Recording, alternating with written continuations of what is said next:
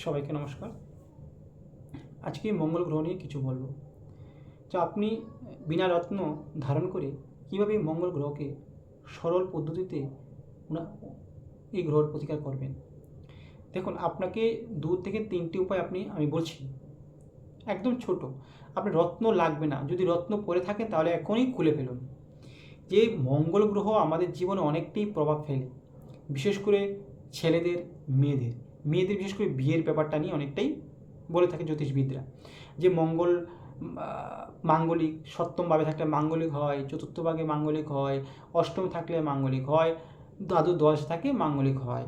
তো যাকে সে বিষয়ে আমি যাচ্ছি না, জ্যোতিষ শাস্ত্রে নেমে যাচ্ছি না, যেটা আমি শুনতে পাই। কিন্তু অ্যাকচুয়ালি মাঙ্গলিক বলতে কিছুই নেই, মাঙ্গলিক বলতে কিছুই নেই, অনেকেই বলে থাকে, যাকে এটা ওদের বিষয়। কিন্তু আমার দৃষ্টিভঙ্গি হচ্ছে যে যদি আপনার জন্মছকে বা কেউ জ্যোতিষবিদরা বা জ্যোতিষশাস্ত্র বা জ্যোতিষীরা বলেছে আপনার জন্মছকে যে মঙ্গল খারাপ আছে বা মঙ্গল আপনাকে খারাপ ইম্প্যাক্ট দিচ্ছে আপনার জন্মছকে, তাহলে আপনারা যে এখন যে বলবো এই প্রতিকারগুলো, এই মঙ্গলের প্রতিকারটা, তো আপনি নিশ্চয় করে দেখবেন, অনেকটাই সুফল পাবেন। আর যদি ভিডিওটা ভালো লাগে থাকে নিশ্চয়ই সাবস্ক্রাইব করবেন আর ভিডিওটাকে শেয়ার করবেন এবং লাইক করবেন। তাহলে শুরু করা যাক। দেখুন, প্রথম যদি আপনি দেখুন, ধরুন আপনার মঙ্গল খুব খারাপ, আপনি কোন জ্যোতিষ আপনাকে বলেছে যে আপনার মঙ্গল অনেক খারাপ, আপনি একটা রক্ত প্রবাল ধারণ করুন। দেখুন, রক্ত প্রবাল ধারণ করলে মঙ্গল ঠিক হবে, এটা আমার কতটা যুক্তিসঙ্গত এটা আমি জানি না, অনেকে বলে অনেকে উপকার হয় না, কিন্তু যাকে এটা অন্য বিষয়। কিন্তু আমি বলব, যদি রত্ন পরে থাকেন তাহলে এক্ষুনি শীঘ্রই খুলে ফেলুন।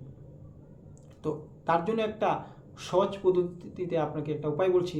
দেখুন, যদি আপনার মঙ্গল খারাপ থাকে তাহলে আপনারা আপনার বয়স, যদি ধরুন আপনি এখন বয়স আপনার 30, ধরুন 45, যেমন করে 45টা ইট যে কোনো মন্দির নির্মাণ কাজে দান করে দেন।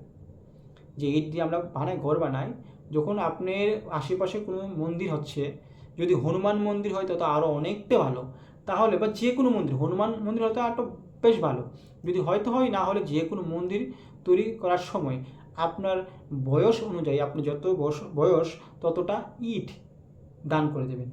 দ্বিতীয়ত হলো, আপনি হনুমানজির আরাধনা করবেন।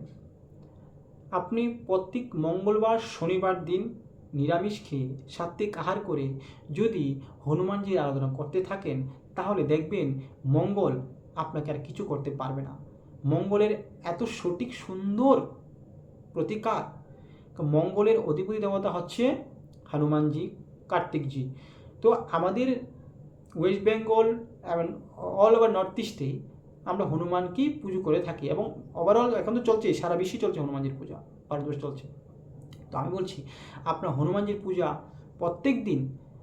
প্রত্যেক দিন করুন, হনুমান চালিসা পাঠ করুন, হনুমানজির আরাধনা করুন, রাম নাম ভজন করুন। দেখবেন সেই মঙ্গল গ্রহ আপনার এমনিতেই ঠিক হয়ে যাবে, এবং যা কিছু সমস্যা আসছিল মঙ্গল গ্রহের জন্য সেটাও একদম সুন্দর মতোই হয়ে যাবে, তাতে কোনো সংশয় নেই। তো আপনারা সেই মঙ্গল গ্রহের জন্য যেটা বললাম আগে, যে ইটের কথাটা বললাম, আর এখন হনুমানজির কথা বললাম, যদি হনুমানজির আরাধনা করে থাকেন তাহলে সে মঙ্গল আপনাকে কিছুই করতে পারবে না, সে মঙ্গল আপনাকে অমঙ্গল করবে না, সে মঙ্গলই করবে। তো আপনারা এই উপায়টা করতে থাকুন, আমাকে কমেন্ট করে জানাবেন কীরকম হলো। নিশ্চয়ই আরেকটা ভিডিও নিয়ে শীঘ্রই আসছি। নমস্কার।